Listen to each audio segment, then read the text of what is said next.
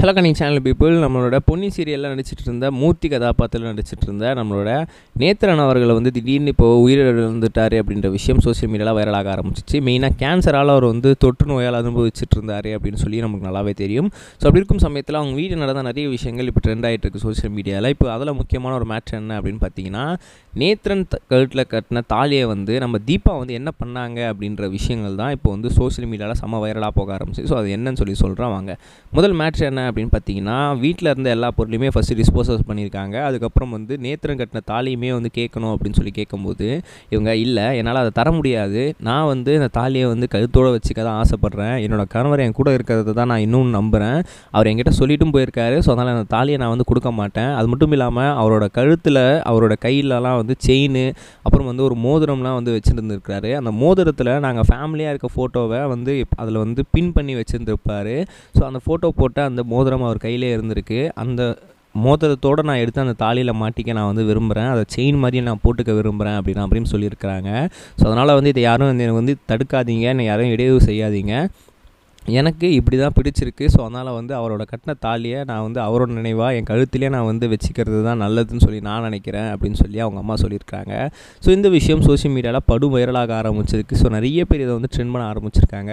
அவங்க சொல்கிறது கரெக்டு தானேப்பா, அவங்க கணவர் கட்டின தாலியை அவங்க வந்து பத்திரமா வச்சுக்கணும்னு நினைக்கிறதுல என்ன தப்பு இருக்குது அப்படின்னு சொல்லியிருந்திருக்காங்க.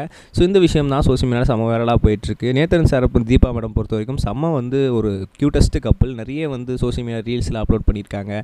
நேத்ரன் சார் செம்ம ஃபன்னியான ஒரு கேரக்டரும் கூட. ஸோ அப்படி இருக்கும்போது அவங்களால வந்து அவங்களோட டிஸ்மிஸ்ஸெல்லாம் புரிஞ்சிக்கவே முடியல, ரொம்ப அக்செப்ட் பண்ணிக்கவும் முடியல.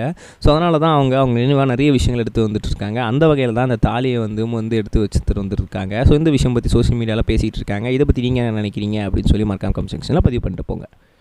ரெண்டாவது முக்கியமான விஷயம் என்ன அப்படின்னு பார்த்தீங்கன்னா, சூர்யா 45 படத்தோட டேரக்டர் யார் அப்படின்னா நம்மளுடைய ஆர்ஜே பாலாஜி. கிட்டத்தட்ட வந்து இந்த படம் வந்து ரொம்ப பெரிய ஹிட் ஆக போகுது, டிஃப்ரெண்ட்டான ஒரு கதாபாத்திரத்தில் இருக்க போகுது அப்படின்னு சொல்லியிருந்தாங்க. அதுக்கப்புறம் கிட்டத்தட்ட 6 படத்தில் தான் நம்மளோட சூர்யாவும் நம்மளோட த்ரிஷாவும் சேர்ந்து நடிச்சிருக்காங்க. அதுக்கப்புறம் இவங்க 2 பேர் சேர்ந்து நடிக்கவே இல்லை. ஸோ அப்படி இருக்கும்போது த்ரிஷா மேடம் எப்போ தான் நடிக்க போகிறாங்க அப்படின்னு சொல்லி யோசிக்கும் போது இப்போது சூர்யா 45 படத்தில் நடிக்க போகிறாங்க. அது மட்டும் இல்லாமல் அவங்களுக்கு வக்கீல் ரோல் இருக்குது அப்படின்னு சொல்லியிருக்காங்க. அவங்களுக்கு 15 கோடி வரைக்கும் சம்பளம் வாங்கிட்டு இருந்திருக்காங்க. அதே சம்பளத்தை இப்போ கொடுக்கவும் நாங்கள் ரெடியாக இருக்கோம். த்ரிஷா மேடம் தான் நடிக்கணும் அப்படின்னு சொல்லி ஆர்ஜே பாலாஜி ஒத்த காலில் நிற்கிறதாகவும் சொல்லியிருக்கிறாரு. ஆனால் இது அஃபிஷியல் நியூஸ் கிடையாது, இன்னும் கன்ஃபார்ம் பண்ணல. பட் ஆனால் வந்து இப்படி தான் இருக்க போகுது, அவங்களுக்கு ஒரு டிஃப்ரெண்ட்டான ரோல் கொடுக்க போகிறோம் அப்படின்னு சொல்லியும் அவங்க சைட்லேருந்து ஒரு ரோலுமே வந்து வந்திருக்கு. ஸோ அதனால் வந்து மேபி அட் ஆல் 95% சான்சஸ் இருக்குது இவங்க தான் வந்து நடிக்க போகிறாங்க அப்படின்னு சொல்லி. என்ன நடக்குதுன்னு பொறுமையாக வெயிட் பண்ணி பார்ப்போம். ரொம்ப நாள் கழிச்சு இந்த காம்போவையும் பார்க்க போகிறோம். உங்களுக்கு எப்படி தோணுதுன்னு சொல்லுங்கள். நம்ம நெக்ஸ்ட் சொல்லுங்கள் கைஸ். பை. இது வரைக்கும் கனெக்டிங் டிவிக்கு சப்ஸ்கிரைப் பண்ணனா மறக்காமல் சப்ஸ்கிரைப் பண்ணிக்கங்க. உடனடி அப்டேட்ஸ் பெறுவதற்கு நோட்டிஃபிகேஷன் பெல்லையும் கிளிக் பண்ணிக்கங்க.